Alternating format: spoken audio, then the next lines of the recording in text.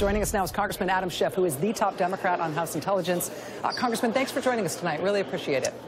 Good to be with you. First, let's get your reaction to this new reporting from the Washington Post that the Deputy Attorney General Rod Rosenstein and the FBI director went to the White House and implored Chief of Staff John Kelly that the Republican memo written by your counterpart on the Intelligence Committee, Devin Nunes, and his staff should not be released, that it would be profoundly damaging.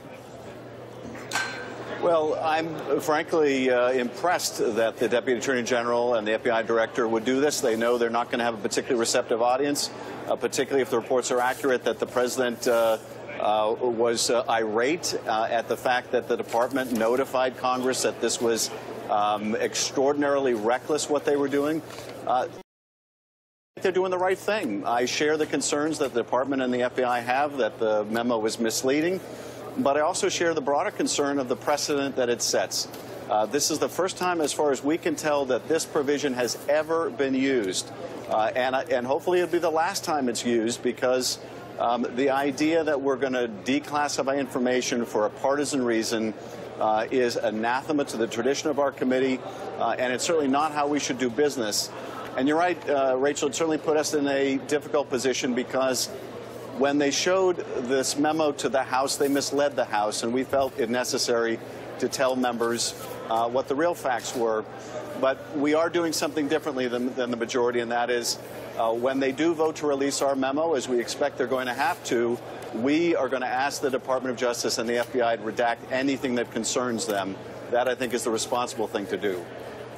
Congressman, there has been a report that Congressman Nunes, Chairman Nunes from your committee, was asked point blank if he worked with the White House on creating this Republican memo. He refused to answer whether or not he worked with the White House on this memo. Obviously, that's important, right? I mean, if this current firestorm in Washington is about the White House deciding whether or not to release an anti-FBI document that it helped create to try to undermine the FBI investigation of this White House, that is something else.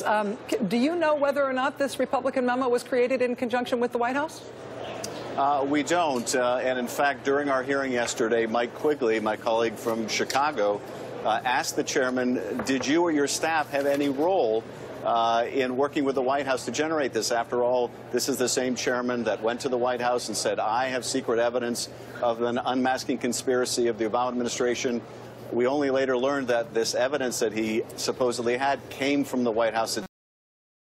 At that hearing, and we'll be releasing the transcript on this tomorrow, the chairman initially denies contacting or having contact with the White House, but then he's asked if the staff who wrote the memo were in touch with the White House, and refuses to answer the question.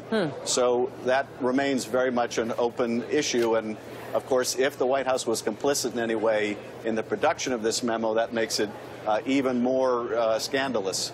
Congressman, for folks watching tonight, because of the compression of time and space during the Trump era, it seems like we are covering a legitimate crisis each day and each evening. So tell them, how consequential is this memo? How big is this? And in plain English, what's the worst thing that can happen should this be released?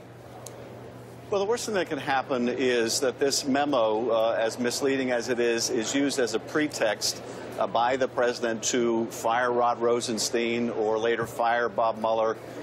This is an effort to impeach the FBI. As the chairman announced to our astonishment at the hearing, he says, we are investigating the FBI. We are investigating the Department of Justice. The reason we won't let them see this information is they're under investigation. That's a pretty dramatic statement to make. They're supposed to consult with the minority whenever they open an investigation. They have never informed us they were doing an investigation of the Department of Justice and the FBI. But this is very consequential if it undermines support for the FBI and Bob Mueller, and somehow signals to the White House that if he fires these people, the Congress will lay down and roll over. No one should make any mistake about this. If he takes that kind of action, that will be an obstruction of justice, and it will cause a constitutional crisis here. But that is the worst-case scenario. Congressman, you just alluded to it. If you step 2 inches away from this investigation to which you're so close, you see a pattern here. It is a slow-motion Saturday night massacre. Get rid of Comey. Go after the deputy FBI director, McCabe, yesterday.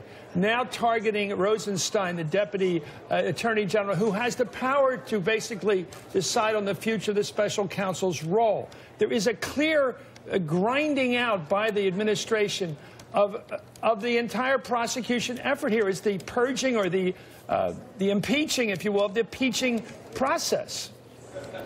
Well, I think that's right. You have the firing of James Comey, and just after the firing, you have the administration giving these pretextual answers for why it happened. Well, we don't like how they handled the Clinton investigation. That wasn't particularly plausible, and of course the president would admit the very next day to Lester Holt that wasn't the reason at all. It had everything to do with Russia. Similarly, when the president ordered the firing of Bob Mueller, an order that was not carried out, there was a pretext already teed up. Well, we fired him because of the dispute over golf club fees, or we fired him over the fact that Mueller's law firm had previously worked for Jared Kushner. They had these pretextual reasons camouflaging the real reason. And I think Bob Mueller is seeing this. Of course, we're seeing this. And it goes to that question of intent. Are these actions intended, corruptly intended, to obstruct the investigation? Congressman Adam Schiff, top Democrat on the House Intelligence Committee, thank you for